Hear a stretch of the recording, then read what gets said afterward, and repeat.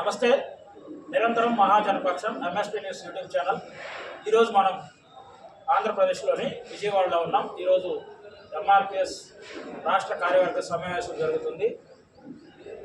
ఇటీవల కాలంలో ఆగస్టు 1 తారీఖున సుప్రీంకోర్టు ఎస్సీ వర్గీకరణ రాష్ట్రాలు చేసుకోవచ్చు అని తీర్పిచ్చిన తర్వాత చాలామంది మేధావుల్లో అటు ఎంఆర్పిఎస్ ఇటు మాల మహానాడు నేతల మధ్య ఒక రకమైన యుద్ధమే సాగుతుంది అనుకోవచ్చు. ఇటు ఎంఆర్పిఎస్ నేతల మీద కొందరు దాడి చేస్తుంటే అటు మాల మహానాడు నాయకుల మీద కూడా కొంతమంది దాడి చేస్తున్నారు. ఈ నేపథ్యంలో ఇటీవల కాలంలో ఎంఆర్పిఎస్ అధినేత మందకృష్ణ మాదిగపై కొంతమంది అంటే అటు రాజేష్ మహాశయ కావచ్చు, లేదా అటు మాల మహానాడు చెందిన కొందరు మహిళలు కావచ్చు, లేదా మాలలోని కొంతమంది మేధావులు కావచ్చు, కృష్ణ మాదిగ గారిని అనేక పుష్ప బూతులు వాడుతూ చాలా తీవ్ర పదజాలం కూడా వాడుతూ సోషల్ మీడియాలో రెచ్చిపోతున్న నేపథ్యంలో ఒక మాల సోదరి అయ్యుండి వర్గీకరణకు మద్దతు ఇస్తూ వాళ్ళ మీద విరుచుకుపడుతూ ఇటీవల కాలంలో సోషల్ మీడియా ద్వారా యూట్యూబ్లో కూడా వర్గీకరణకు మద్దతుగా నిలిచిన ప్రస్తుతం నెల్లూరు జిల్లా ఎంఎస్పీ జిల్లా అధ్యక్షురాలుగా పనిచేస్తున్న జానకి మాల గారు మనతో ఉన్నారు. ఆమె ఒక మాల సోదరి అయ్యుండి కృష్ణ మాదిగ గారికి వర్గీకరణకు ఎందుకు మద్దతు ఇస్తున్నారనే విషయాల మీద ఈరోజు అడిగి తెలుసుకుందాం. నమస్తే అక్క.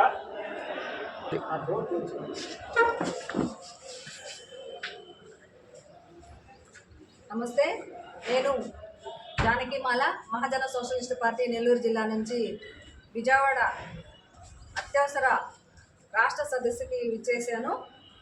ఈరోజు ముఖ్య సమావేశం ఏమనగా 1,00,000 డప్పులు 1000 గొంతులు ఈ యొక్క కార్యక్రమం గురించి ఈరోజు ఆంధ్రప్రదేశ్లోని MRPS, MSP, VHPS, MMS, MEF అన్ని వర్గాల నుంచి ఈ యొక్క సమావేశానికి విచ్చేస్తున్నారు. వాళ్ళందరికీ కూడా నా తరఫున ఉద్యమ నమస్కారాలని తెలియజేస్తూ ఈ యొక్క సమావేశానికి విచ్చేసినటువంటి మాన్యశ్రీ మందకృష్ణ అన్న గారికి నా యొక్క పాదాభివందనాలని తెలియజేసుకుంటున్నాను. ముఖ్యంగా మీరు ఏ ఊరక్క, ఎందుకు ఎలా ఈ ఉద్యమంలోకి వచ్చారు? అంటే మీరు చూస్తుంటే ఒక ఉన్నత విద్యావంతురాలాగా ఒక జాబ్ చేసే ధోరణిలో ఉన్నారు, కానీ అటువంటి స్థితిలో ఉండి కూడా ఎంఆర్పిఎస్ ఉద్యమానికి ఎందుకు దగ్గర అయ్యారు? ఈ ఉద్యమంలో ఎందుకు మీరు నడుస్తున్నారు? నేను జానకి మాల, నెల్లూరు జిల్లా కావలి నియోజకవర్గంలో నివసిస్తున్నాము. ఎంఆర్పిఎస్ అనేది వాస్తవంగా నాకు ఏమీ తెలియదు. నేను ఒక ఎంప్లాయీని, మెడికల్ అన్నమాట. అంటే హాస్పిటల్ ఆపరేషన్ థియేటర్లో నేను అసిస్టెంట్ స్టాఫ్ నర్స్గా వర్క్ చేస్తూ ఉన్నాను. హైదరాబాద్లోనే మల్టీ స్పెషాలిటీ హాస్పిటల్లో నేను జాబ్ చేస్తూ ఉన్నాను. ఎంఆర్పిఎస్ అనేది నాకు అసలు ఎక్కడా కూడా కంచుకు మీద నేను ఎప్పుడు చూడలేదు కూడా, వాస్తవంగా చెప్పాలి అని అంటే. ఈరోజు ఎంఆర్పిఎస్ అనునిత్యం ఎంఆర్పిఎస్లోనే ఉంటున్నాను అని అంటే దానికి ఒక రీజన్ అయితే ఉంది. ఏంటనగా 2016 ఏప్రిల్ 7వ తారీఖున నా సోదరి మాధవి మాల తను అనుకోకుండా ఒక వ్యక్తిని ప్రేమించి అతను మోసం చేయడం వల్ల తను ఆత్మహత్య చేసుకునింది. ఎందుకు చేసుకుంది అని అంటే అతను నమ్మించి మోసం చేశాడు. ఆంధ్రప్రదేశ్లోని నెల్లూరు జిల్లా కావలిలోని డిబిఆర్ కాలేజీలో ప్రొఫెసర్గా వర్క్ చేస్తున్నటువంటి నా చెల్లి మాధవి తను ఫ్యాకల్టీ లెక్చరర్గా వర్క్ చేస్తూ ఉన్నింది. భానుతేజ, పసుపులేటి భానుతేజ అనే తను ఆమెని నమ్మించి ప్రేమించి మోసం చేసి డబ్బుకి లోబడి అటు బంగారము అన్ని విధాల ఆమెని మోసం చేయడం వల్ల నిన్ను నేను పెళ్లి చేసుకోను, మీ క్యాస్ట్ మాల, నా క్యాస్ట్ వచ్చేసి బలిజ, కావునే మా ఇంట్లో వాళ్ళు ఒప్పుకోరు, దానికి నిన్ను నేను పెళ్లి చేసుకోవడానికి ససమేర ఒప్పుకోను అని చెప్పడంతో తను మనస్తాపంతో సూసైడ్ చేసుకొని చనిపోయింది అన్నమాట. ఆ క్రమంలో అక్కడ ఉన్నటువంటి పోలీస్ వర్గం కానీ, మరి అక్కడ ఉన్నటువంటి రాజకీయ రంగం కానీ, ఉన్నటువంటి మహిళలు కానీ ఎవరు కూడా స్పందించలేదు. పైగా DBS college professor Madhavi suicide చేసుకొని చనిపోతే హాస్పిటల్లో స్ట్రెచ్చర్ మీద పడిపోయింది. పట్టించుకునేటువంటి మహిళా సంఘాలంటే ఒకనొక మహిళ అక్కడికైతే నా దగ్గర వచ్చింది. వచ్చి నీకు న్యాయం చేస్తాను, నీకు అండగా ఉంటాను, ఎంత దూరమైనా వెళ్తామని మాట్లాడిన ఆమె దళితులైనటువంటి మేము మాతో కొంత ఇది బిజినెస్ లాగా మాట్లాడింది అన్నమాట. ఏమని, మీ చెల్లి చనిపోయింది, మీరు గనక ప్రతి ఒక్క మనిషికి ఒక 500 కనుక ఇస్తే నేను టెంట్ వేస్తాను, రోడ్డు మీద 10 మందితో లేకపోతే 50 మందితో ధర్నా చేస్తానని చెప్పింది. అటువంటి న్యాయం నాకైతే అవసరం లేదు. ఎందుకంటే నిజంగానే మంచి మనస్తత్వంతో ముందుకొచ్చి ఒక ఆడపిల్లకి న్యాయం జరగాలనే ఆలోచించాల్సిన తను ఈరోజు నువ్వు 50 మందిని తీసుకొస్తాను, ప్రతి ఒక్కరికి 500 ఇవ్వు అని నేను చెబితే అది ఎంతవరకు న్యాయం? అటువంటి న్యాయం నాకైతే అవసరం లేదని నేను సూటిగా సమాధానం చెప్పడం జరిగింది. తర్వాత TV9 వాళ్ళు కానీ ఇట్లా మీడియా వాళ్ళు మీలాగే కొంతమంది మీడియా వాళ్ళంతా కూడా నా దగ్గరికి వచ్చి అక్క మీకు న్యాయం జరగాలి, ఖచ్చితంగా న్యాయం జరుగుతుంది అనేసి అని మీరు ముందుకు రావాలి అని అంటే నేను ముందుకు వచ్చాను. అసలు సోషల్ మీడియా అంటే ఏంటో నాకు కూడా పెద్దగా అవగాహన లేదు. ఎందుకంటే ఎప్పుడు బిజీ షెడ్యూల్లో ఉండే నేను ఆ రోజు చెల్లి విషయంలో ఇలా నేను బాధపడుతూ ఉంటే అది వాళ్ళు మనస్తాపంతో ఇట్లా చనిపోయింది, ఆమెకి నిజంగానే అన్యాయం జరిగింది, కనీసం మేమన్నా ఆమెకి ఈ సోషల్ మీడియా ద్వారా ప్రపంచానికి తెలియజేసి అమ్మాయికి న్యాయం జరగాలన్న ఉద్దేశంతోనే వాళ్ళు ముందుకొచ్చి నన్ను ప్రోత్సహించి అక్క మీరే ముందుకు రావాలి, ఆమెకి న్యాయం జరగాలి, అతనికి శిక్ష పడాలని అంటే నేను ముందుకొచ్చి ఖచ్చితంగా ఆమెకి న్యాయం జరగాలంటే నేనైతే మాట్లాడాలని వాళ్ళు గట్టిగా చెప్పడంతో దాంతో నేను అక్కడికి వచ్చి నేను నా చెల్లికి నిజంగా అన్యాయం జరిగింది, అతనికి శిక్ష పడాలి ఖచ్చితంగా అనే ఉద్దేశంతో నేను మీడియా ముందు మాట్లాడాను. ఇది ఒక టీవీ ఛానల్లో కర్ణాటక మహారాష్ట్ర వైపు కూడా ఇది అన్ని సోషల్ మీడియాలో కానీ ఇటు యూట్యూబ్లో కానీ వెళ్ళడం జరిగింది. అది చూసి కృష్ణన్న గారు హుటాహుటిన తిరుపతి నుంచి కావలికి వచ్చారు, ఆర్ఆర్బీ బంగ్లాకి వచ్చారు. ఆ తర్వాత నేను ఈ అమ్మాయికి జరిగినటువంటి అన్యాయానికి ప్రత్యక్షంగా ఉన్నటువంటి కొంతమందిని తీసుకొని ప్రూఫ్లు ఏవైతే ఉన్నాయో ఆ అమ్మాయి వీడియో అనేది ఒకటి సెల్ఫీ, తనకి ఒక సూసైడ్ నోట్తో పాటు వీడియోలో సెల్ఫీ ఒకటి తీసుకునింది. భానుతేజ మన ఇద్దరికి అన్ని విధాలుగా అన్నీ అయిపోయినాయి, పెళ్ళి కూడా జరగాల్సిన క్రమంలో నువ్వు ఇలా నన్ను ఇబ్బంది పెడుతున్నావు, మోసం చేస్తున్నావు, ఇది కరెక్ట్ కాదు, నువ్వే హ్యాపీగా ఉండు, నేనే చనిపోతున్నాను, నీకు దూరంగా వెళ్ళిపోతున్నాను అనేసి మనస్తాపంతో తను వీడియో తీసుకొని సూసైడ్ నోట్లో కూడా అక్క మీరు నన్ను క్షమించాలి, అమ్మ నన్ను క్షమించు, మీకు నేను ఏది తెలియజేయట్లేదు అని చెప్పడం జరిగింది. ఈ విధంగా ఆ కేసు విషయము SC ST అట్రాసిటీ కేసు అవడానికి అక్కడ ఉన్నటువంటి వాళ్ళు ఎటువంటి యాక్షన్ అయితే తీసుకోవాలి. ఆమె చనిపోయిన 48 hours గడుస్తున్నా కానీ అక్కడ ఉన్నటువంటి పోలీసులకి ఎవరైతే నిందితుడు ఉన్నాడో భానుతేజ వాళ్ళు కొంత డబ్బులు ఇచ్చేసేసి కేసుని నిర్వీర్యం చేసేసారు. అసలు కేసే కట్టలేదు పోలీసులు. అతను ఎక్కడైతే ఉన్నాడో అక్కడే ఉండి కొంత ఇళ్లలో ఎక్కడో దాక్కున్నా కానీ అతన్ని తీసుకొచ్చి అరెస్ట్ చేయాల్సిన బాధ్యత పోలీసులకు ఉంది. అక్కడ వాళ్ళైతే ఏం చేయలేదు. దాంతో ఏం చేయాలన్నా నాకైతే అర్థం కాలేదు. ఇలా కృష్ణన్న కావలికి వస్తున్నారని చెప్పేసి అని అన్నారు. కానీ అక్కడికి వెళ్తే తెలిసింది ఏంటంటే కృష్ణన్న కేవలం మా కోసమే అక్కడికి వచ్చాడన్న విషయం తెలిసిందండి. అందువల్ల మేము ఆ అమ్మాయి చనిపోయినటువంటి ఫోటోలు, వాటితో ఉన్నటువంటి సీడీలు కానీ ప్రూఫ్లు కానీ అన్నీ కానీ నేను తీసుకొచ్చి కృష్ణన్నకి నమస్కారం ఎంచుకొని అన్న నాకు అన్యాయం జరుగుతుంది, నా చెల్లికి అన్యాయం జరిగిందని చెప్పుకోవడం జరిగింది. చెప్పడంతో అన్ని పరిశీలన చేశారు. అన్న వెంటనే అక్కడ ఉన్నటువంటి పోలీస్ స్టేషన్కి పిలిపి అక్కడ ఉన్నటువంటి SCI గారితో మాట్లాడి FIRని తీసుకురండి అనేసి చెప్తే ఒక కానిస్టేబుల్ అయితే FIR తీసుకొచ్చారు. అందులో అట్రాసిటీ కేసు ఎందుకు నమోదు చేయలేదు, 320 కేసు ఏంటి అనేసి కృష్ణన్న గారు అడగడం జరిగింది.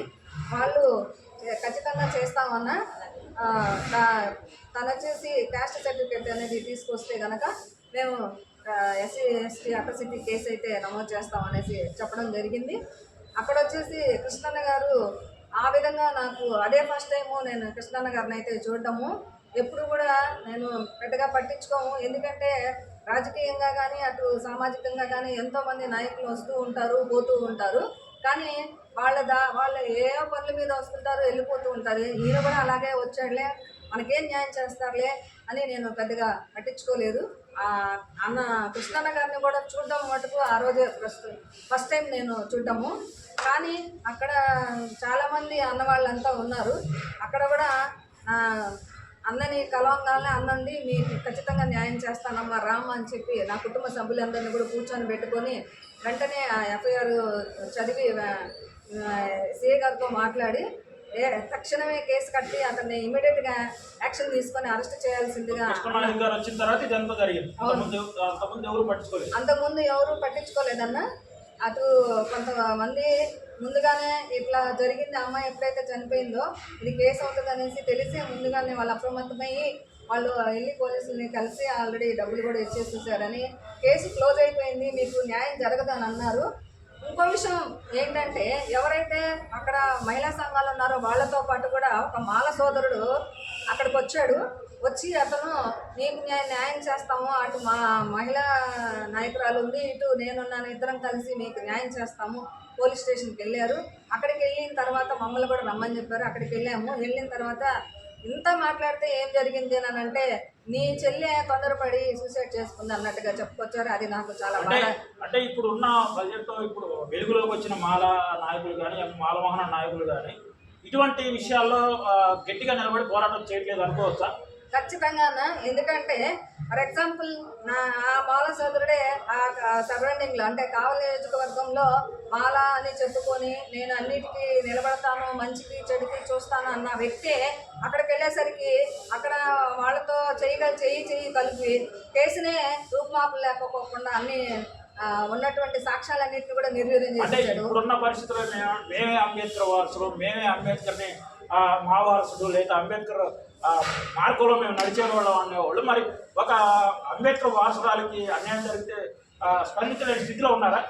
ఖచ్చితంగా అన్న. ఇప్పుడు పేరుకి మేము మాల సోదరులని చెప్పుకొని అంటే సోషల్ మీడియాలో హల్చల్ చేస్తూ ఇట్లా మేము మాలలమే, మేము అంబేద్కర్ వారసులమని చెప్పుకుంటారు. పేరుకి తప్పితే దేనికి చెప్పండి? ఇప్పుడు మేమున్నాము, మాలాంటి వాళ్ళు ఎంతమంది అన్యాయం అయిపోతున్నారు, వాళ్ళకి ఏమైనా న్యాయం చేస్తున్నారా? కొని నిజమైనటువంటి అంబేద్కర్ వారసులు అయితే కనుక ఎక్కడ ఎన్నో చోట్ల నా మాల సోదరులో చాలామంది అత్యాచారాలకి గురైపోతున్నారు. మీరంతా ఎక్కడున్నారు?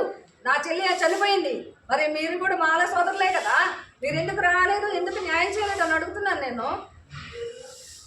ఫర్ ఎగ్జాంపుల్ చెప్పాలంటే కృష్ణన్న గారు ఆ రోజు నా చెల్లికి జరిగినటువంటి అన్యాయంతో పాటు చెప్పాలనంటే ఇక్కడ అదేవిధంగా గుంటూరుకు చెందినటువంటి వరలక్ష్మి అనే అమ్మాయి కూడా చనిపోతే ఆ అమ్మాయి కూడా ఇదే విధంగా న్యాయం చేసి ఎక్స్‌గ్రేషియా వచ్చేటట్టు చేసినటువంటి నాయకుడు అన్నమాట.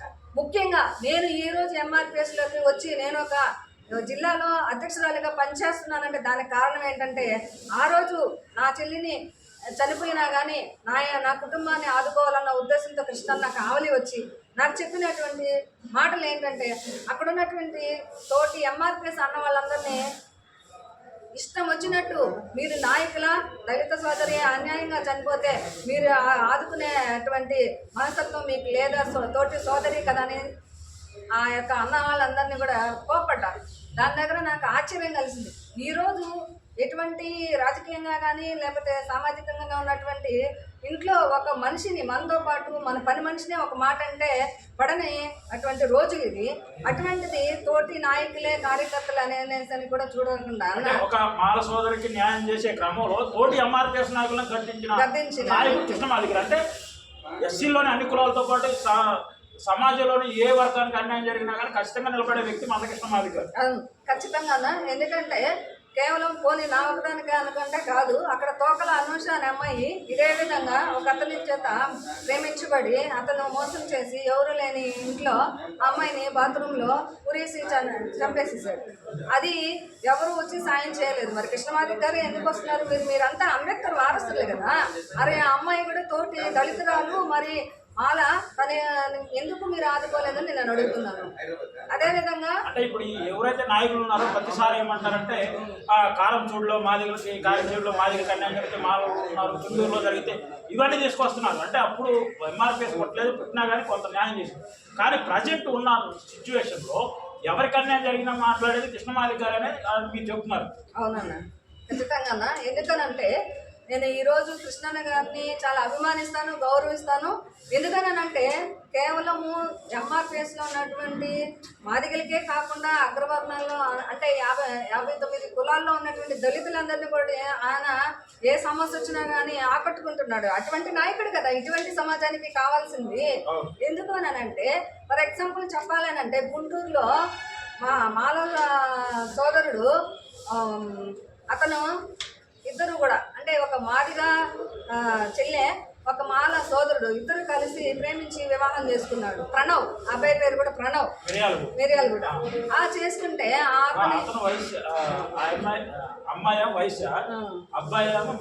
అదే మాల అతనిని ఆమె తండ్రి వచ్చేసి ఎవరైతే అబ్బాయి భార్య ఉందో ఆమె తండ్రి వచ్చేసి వాంటెడ్గా హాస్పిటల్కి చెకప్కి వెళ్ళినప్పుడు అక్కడ తనని టార్గెట్ చేసి మరి చంపేశారు. అప్పుడు కూడా ఎవరు రాలేదే. మరి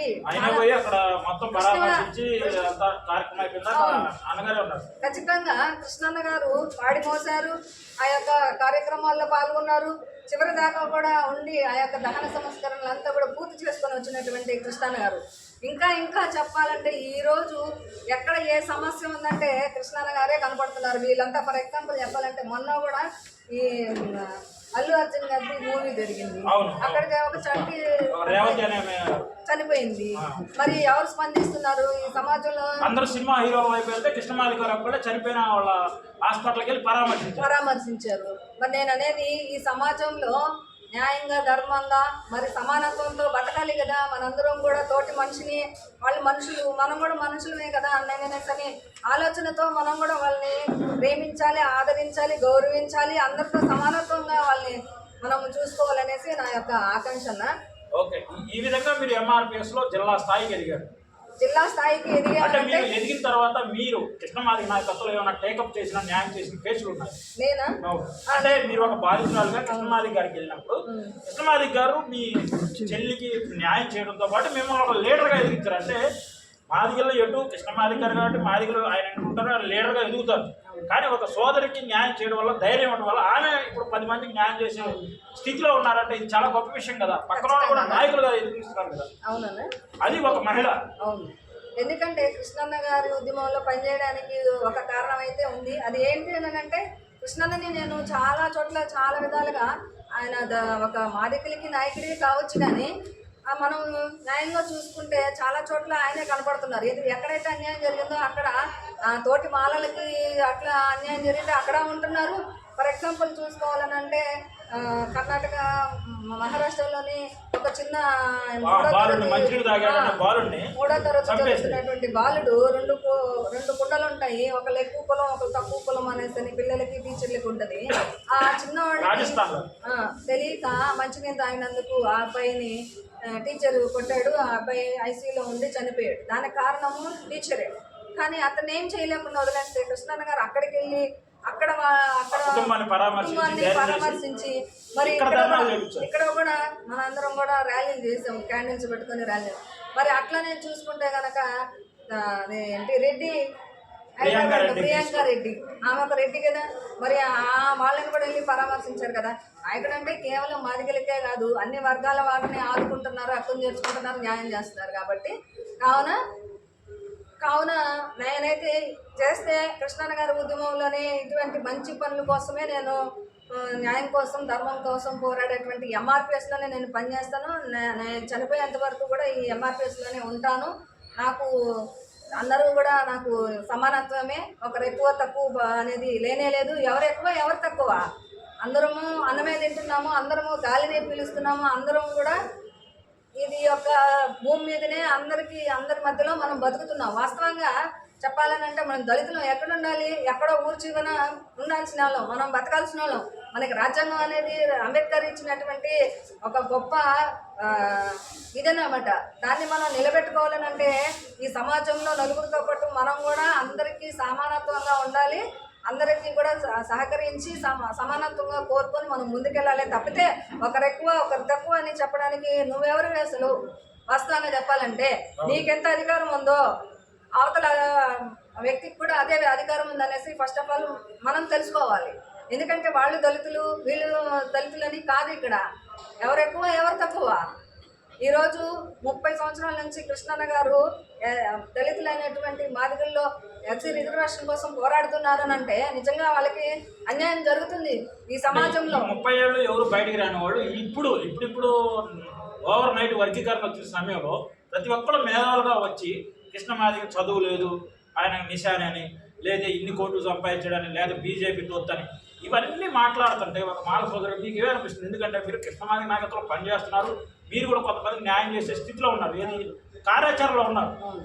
బయట కార్యాచరణ లేకుండా వాగేవాళ్ళు చాలా మంది ఉన్నారు. పేరుకి మారమన్నాడు ఒక రాష్ట్ర అధ్యక్షుడు, జిల్లా అధ్యక్షుడు, జాతీయ అధ్యక్షుడు పెట్టుకొని ఊరికే ఉన్న వాళ్ళకంటే మీరు గ్రౌండ్లో ఉన్నారు కదా, మీకేమనిపిస్తుంది? నాకైతే ఒకటే అనిపిస్తుంది అన్న. ఎందుకంటే ఈరోజు కృష్ణన్న గారిని అందరినీ ఆకట్టుకుంటున్నారు. ఏ విధంగా యావత్తు ఇప్పుడు ఫర్ ఎగ్జాంపుల్ చెప్పాలని అంటే కృష్ణన్న గారు ఆరోగ్యశ్రీ తీసుకొచ్చింది కృష్ణన్న గారే. అది ఎవరి కోసం తీసుకొచ్చారు? కేవలం మాదిగల కోసం తీసుకొచ్చారా? లేదు కదా. ఈరోజు సమాజంలో ఉన్నటువంటి యావత్తు ప్రతి ఒక్క గ్రామంలో ఉన్నటువంటి అన్ని వర్గాల వాళ్ళు ఈరోజు ఆరోగ్యశ్రీ కార్డు అనేది వాడుకుంటున్నారు. మరి అందులో ఎవరు లేరు? ముస్లిమ్స్ లేరా, రెడ్డిలు లేరా, కాపులు లేరా, బంధువులు లేరా, మాలలు లేరా, మాదిగలు లేరా? అందరూ అన్ని క్యాస్ట్లో అందులో ఉన్నాయి. మరి అందరూ వాడుకుంటున్నారు. అది సమాజంలో ఉన్న అన్ని వర్గాల వాళ్ళు వాడుకుంటున్నారు. చెప్పాలని అంటే వృద్ధుల వితంతుల పెన్షన్లు కానీ, వృద్ధుల పెన్షన్లు కానీ, వికలాంగుల పెన్షన్లు కానీ, ఇవన్నీ అన్ని క్యాస్ట్ల వాళ్ళు అందులో ఉంటున్నారు, వాడుకుంటున్నారు. మరి ఇది ఏ కులానికి అన్న తీసుకొచ్చారు చెప్పండి? ఇవి ఇలాంటివి మనం తీసుకోవాల్సిందే కదా. మరి అంటే మాదిగల కోసం కాదు, మానవతా ఉద్యమం చెప్పుకొని అర్థం చేసుకోవాలి. మరి ఇటువంటి సమాజంలో ఉంటూ మనం మంచి ఏంటో మరి చెడు ఏంటో మనం గమనించగలగాలి కదా. మనం చదువుకున్న వాళ్ళం కదా. ఇలా ఎంతవరకు కరెక్ట్ ఆయన మీద నిందలేయడం అనేది అస్సలు కరెక్టే కాదు. నేనైతే చెప్తున్నాను. ఈరోజు తిన్నవాళ్ళే తిని కడుపులు నింపుకుంటే తినని వాళ్ళ పరిస్థితి ఏంటి? ఊర్లో గ్రామాల్లో చూస్తే తెలుస్తుంది వాళ్ళ బాధలేంటో. వాళ్ళు చదువుకొని ఎంఏ పిహెచ్డీలు చేసి కూడా ఈరోజు కూరగాయలు అమ్ముకోవడము, లేకపోతే మట్టి మోయడము, కట్టి కొట్టడము, ఇలాంటి గ్రామాల్లోకి వెళ్తే తెలుస్తుంది. కానీ ఈరోజు మనకుంది, మనం తిని మనమే బాగుండాలి అని అనుకోవడం ఎంతవరకు కరెక్ట్? ఇది చాలా అన్యాయం అయితే జరుగుతుంది. మన తోటి వాళ్ళని మనం కూడా వాళ్ళు తెచ్చి మనం కూడా మనతో పాటు నడిపించుకొని ముందుకు తీసుకెళ్ళాలి. అది సమానత్వం. నిజమైనటువంటి అంబేద్కర్ గారు వారసులు ఎవరైతే ఉన్నారో వాళ్ళు ఖచ్చితంగా ఒప్పుకోవాలి. ఎందుకనంటే ఇక్కడ ఖచ్చితంగా వాళ్ళ స్వార్థం కోసమేనన్నా. వర్గీకరణ చేస్తే మాలామాదిగులు మరి మిగతా కులాల మధ్య గ్యాప్ ఏర్పడింది, ఐక్యత పోద్ది, రాజ్యాధికారం దూరం అయిపోద్ది అనే మాటలు ఈ మధ్య కాలంలో ఎక్కువ వస్తున్నాయి. ఇంకో విషయం ఏంటంటే కృష్ణన్న అంటేనే ఐక్యత. ఇక్కడ అందరినీ కలుపుకొని పోతున్నాడు. వీళ్ళు ఏమి చేయరు. ఎందుకనంటే వాళ్ళ ప్రలోభాల కోసం, వాళ్ళ స్వార్థం కోసం, వాళ్ళ ఫ్యామిలీలు బాగుండాలి, వాళ్ళ పిల్లలు బాగుండాలి, వాళ్ళు విఐపీలు అమెరికాలో చదవాలి, వీళ్ళేమో గవర్నమెంట్ స్కూల్లో చదువుకోవాలి, అక్కడేమో ఫెసిలిటీస్ ఏమో సరిగా ఉండవు. మరి ఇది ఎంతవరకు కరెక్ట్? ప్రతి ఒక్కరు కూడా కష్టపడి చదువుకునేటువంటి ప్రతి ఒక్క బిడ్డకి న్యాయం జరగాలనంటే ఈరోజు ఎస్సీ వర్గీకరణ ఖచ్చితంగా జరిగి తీరాలి. దానికి నేను పూర్తి సహకారం అందిస్తాను, సపోర్ట్ చేస్తాను, మద్దతు ఇస్తాను. ఓకే. ముఖ్యంగా మరి రేపు ఫిబ్రవరిలో జరగబోయే 1,00,000 డప్పులు 1000 గొంతులు అనే కార్యక్రమానికి మీరు ఎలా జనాల్ని సమ్యక్తి చేయబోతున్నారు? ఎలా హైదరాబాద్ ఎంతమందిని తీసుకురాబోతున్నారు? అన్నగారు ఇచ్చినటువంటి ఆదేశాల మేరకు మేము ఆల్రెడీ నెల్లూరు జిల్లాలో ఉన్నటువంటి అన్ని గ్రామాల్లోనూ మండలాల్లోనూ ప్రచారం అయితే జరుగుతుందన్న ముమ్మరంగా జరుగుతుంది. అనుకున్నది 1,00,000 డప్పులు 1000 గొంతులు అని అన్నారు. దానికి మించి ఇంకా ఎక్కువే వస్తారనేసి నా యొక్క ఉద్దేశం. ఎందుకంటే ఈరోజు ఆయన చదువు లేదు, ఆయన నువ్వెంత అని మాట్లాడుతున్న సంస్కారం లేని హీనులు కనుకనే ఇలా మాట్లాడుతున్నారు. కనీసం సంస్కృతి నేర్చుకోవాలి, సంస్కారం అనేది ఉండాలి. ఎందుకని అంటే ఈరోజు మన ఇంట్లో మన తల్లిదండ్రులని గౌరవించుకోమా? ఈ మధ్య మహాసేన మాట్లాడటము, మంద ఏలియా, మంద కృష్ణ అని మాట్లాడుతున్నా ఎంత పొగరు, ఎంత అహం ఇలా మాట్లాడడానికి. నీ ఇంట్లో నీ తల్లిదండ్రులు ఇదే విధంగా పేరు పెట్టి పిలుస్తావా? పోనీ నీ ఇంట్లో నీ పెద్దనే నీ ఇదే విధంగా పేర్లు పెట్టి పిలుస్తావా? చెప్పు. నీకు కొంచెం అన్న సంస్కారం అనేది ఉందా? చదువుకున్నావా? ఎంతకాడికి నీ కుటుంబం బాగుండాలి, నేను బాగుండాలి, నేను కార్లలో తిరగాలనేది కాదు కదా. ఉన్న దాంట్లోనే అందరం సమానత్వంతో ముందుకెళ్దాము. అంబేద్కర్ గారి ఆశయాలకు అనుగుణంగా ఈ రోజు కృష్ణన్న గారు ఆయన అడుగుజాడలో నడుస్తూ అందరినీ ఏకం చేస్తున్నాడు. మీరేం చేస్తున్నారు చెప్పండి? మీరేం చేస్తున్నారు? మాల సోదరులే ఏం చేస్తున్నారు? మొన్న ఈ మధ్య కాలంలో ఎవరైతే అంబేద్కర్ గారి యొక్క ఆశయాలకి విరుద్ధంగా ఈరోజు రాజ్యాంగానికి విరుద్ధంగా ఎవరైతే ఎస్సీ వర్గీకరణకి మద్దతు ఇస్తారో వాళ్ళందరినీ కూడా బహిష్కరించడం. Who are you? I'm asking you. ఎవరు నువ్వు ప్రశ్నించడానికి? ఫస్ట్ ఆఫ్ ఆల్ నువ్వు ఎక్కడోడివి? రామమూర్తి మాట్లాడు. ఎవరు నువ్వెవరు? నీ మొక్కు మొత్తం అసలు తెలియదు ఇంతవరకు. నీ గల్లీలో వాళ్ళకి తెలిసేమో కానీ ఏ స్టేట్లో నువ్వు ఎక్కడ కానీ మేము సరిగా నీ ముఖం కూడా చూసిన వాళ్ళమైతే కాదు. అవన్నీ మాట్లాడుతున్నాం. ఏ మాల సోదరుడు అయితే నీకేమన్నా ఎక్స్ట్రా ఉన్నాయా? పోనీ చెప్పు. వీళ్ళకి ఎక్కువ వాళ్ళకి తక్కువ అని చెప్పుకోవడానికి పోనీ నీకేమైనా ఎక్స్ట్రా ఎక్కువ ఉంటే చెప్పు. పోనీ అసలు నువ్వు ఫస్ట్ ఆఫ్ ఆల్ నేను నిన్ను ఒక సూటిగా ప్రశ్నిస్తున్నాను. వర్గీకరణ ఎందుకు వద్దు నేను అడుగుతున్నా. సూటిగా సమాధానం చెప్పు. పశువుల రామూర్తి గారు చెప్పండి. పోతూ పోతూ ఏం పట్టుకెళ్తాం మనం? ఉన్న 4 రోజులైనా సరే ఉన్నది అందరం నలుగురం తింటాం కదా. ఇన్ని రోజులు తింటాం కదా. ఇక మధ్య తిని వాళ్ళని ఎందుకు అడ్డుపడుతున్నావు? ఈరోజు కృష్ణన్న గారు అటు ప్రతి ఒక్కరిని ఇటు మహిళలు కానీ మరి వికలాంగులు కానీ లాయర్లు కానీ మరి స్టూడెంట్స్ని కానీ బీసీలు కానీ ఓసీలు కానీ అందరినీ కలుపుకొని ముందుకెళ్తున్నాడు. అది చూడలేక స్వార్థంతో అతన్ని ఎదుగుదలని అడ్డుకొని అతను చనిపోవాలన్నాను మాట్లాడుతున్నాడు. ఎంత స్వార్థము! ఒక విషయం గుర్తుపెట్టుకోండి. ఈరోజు నువ్వు ఒకరు బాగుపడకూడదని నువ్వు ఎంత కోరుకుంటున్నావో నువ్వు అదే విధంగా నువ్వు బాగుపడకూడదు అనేసి నిన్ను ఎంతమంది అనుకుంటున్నారు? నీ వెనకాల ఎంతమంది అనుకుంటున్నారు? మంచి మనసుతో స్వాగతించు. అసలు వర్గీకరణ ఎందుకు రండి, డిబేట్కి రండి. అలా రారు, అక్కడెక్కడ ఉండి సోషల్ మీడియాలో హైప్ చేసుకోవాలనే సార్ మీ ఉద్దేశం? ఖబర్దార్ పశువుల రామూర్తి. నేనైతే చెప్తున్నాను, ఇంకొకసారి కనుక కృష్ణన్న గారి మీద విమర్శలు కనుక చేస్తే నీకు తగదు. నీకు మంచి గుణపాఠం అయితే చెప్తాము. దీన్ని మీరు గుర్తు చేసుకోవాలి. ఓకే మేడం, ఫైనల్గా చెప్పండి. వర్గీకరణ జరగాలి తర్వాత ఇంకా మీరు ఏ పొజిషన్కి ఎంఆర్పిఎస్లో కానీ మిగతా సంఘంలో ఏ పొజిషన్కి వెళ్ళాలనుకుంటున్నారు? అంటే తర్వాత నెక్స్ట్ ఎన్నికలు ఏమైనా ఎమ్మెల్యేగా పోటీ చేద్దాం అనుకుంటున్నారా, లేదా ఒక రాజకీయ నాయకులుగా ఎదుగుదాం అనుకుంటున్నా? మీ జీవిత లక్ష్యం అటువంటి ఆశలు కోరికలు అయితే నాకేం లేవు. ఎక్కడైతే నా సోదరులు వాళ్ళు దళితులైనటువంటి వాళ్ళకి అన్యాయం జరుగుతుందో అక్కడ జానకిమాల ఖచ్చితంగా ఉంటుంది. ఎందుకంటే కృష్ణన్న గారు అంబేద్కర్ గారి యొక్క అడుగుజాడల్లో నడుస్తున్నారు. ఆయన్ని స్ఫూర్తిగా తీసుకుంటూ ఆయన అడుగుజాడల్లోనే మేము నడుస్తాము. ఎక్కడ అన్యాయం జరిగితే అక్కడ మా వంతు మేము కృషి చేస్తాము, ఆ కుటుంబాలకి అండగా ఉంటాము, ఆదరిస్తాము అనేసి మీ అందరికి కూడా నేను తెలియజేస్తున్నాను. ఓకే, ఇదండి ఏదైతే ఎస్సీ వర్గీకరణకి మద్దతుగా చాలామంది మాలలు వర్గీకరణకు అనుకూలంగా ఉన్నారు, కొంతమంది వ్యతిరేకంగా ఉన్నారన్న దానికి ఖచ్చితంగా మన జానకి మాల గారి ఆదర్శం. మాలల్లో చాలామంది వర్గీకరణకి సపోర్టుగా, వర్గీకరణ ద్వారానే ఎస్సీల్లో అందరికీ సమానత్వం, సమన్యాయం, రాజ్యాధికారం కూడా సాధ్యమని చాలామంది మాల సోదరులు వర్గీకరణ మద్దతు ఇస్తున్నారు. భవిష్యత్తులో కూడా కృష్ణమాదిగ గారి వెంట ఏ పదవి ఆకాంక్షించకుండా ఖచ్చితంగా సేవ చేసేందుకే కృష్ణమాదిగ గారి అడుగుజాడలో నేను నడుస్తానని ఈ సందర్భంగా మనకి జానకి మాల గారు తెలియజేశారు. కృష్ణన్న గారికి అందరూ ఉన్నారన్న ఈరోజు యావత్తు సమాజంతో పాటు అన్ని రాష్ట్రాల్లో ఉన్నటువంటి అన్ని వర్గాల వాళ్ళు కూడా ఆయనకు అండగా ఉన్నారు. ఆయన ఎవరు ఏం చేయలేరు. ఇంకా ఇప్పుడు ఎవరైతే మాట తోలనాడుతున్నారో వాళ్ళన్న మాటలకి ఆయనకి ఇంకా ఆయుష్ పెరుగుతుంది. అందరినీ ఏకం చేసి వాళ్ళకు ఉన్నటువంటి ఆశయాలని చేస్తారు. కానీ అంతకుమించి ఇక్కడ ఏమీ లేదు. ఆయన కోరుకునేది కూడా ఏదీ లేదు. అందరినీ జాతి బిడ్డల్ని మేల్కొల్పి వాళ్ళని ముందుకు తీసుకెళ్ళాలి, వాళ్ళు మంచి ఫ్యూచర్ ఇవ్వాలి అనేసి అనే ఉద్దేశం చెప్తే కృష్ణన్న గారికి అంతకుమించి ఆయన ఏమి కూడా కోరుకోవట్లేదు. ఓకేనాక, ధన్యవాదాలు. మీరు మరింత ఉద్యమాల్లో ఇంకా చాలా ఎత్తుకెళ్ళి మరింత మహిళలకి న్యాయం చేయాలని మనస్ఫూర్తిగా కోరుకుంటున్నాను. థ్యాంక్ యూ అన్న, థ్యాంక్ యూ. అట్లానే మహిళలందరూ కూడా నేను ఎల్లవేళలా మీకు అండగా ఉంటానని నేను మనస్ఫూర్తిగా కోరుకుంటూ మీకు మాట ఇస్తున్నాను. జై మాల, జై మందకృష్ణ మాదిగ, జై భీమ్. ఓకే.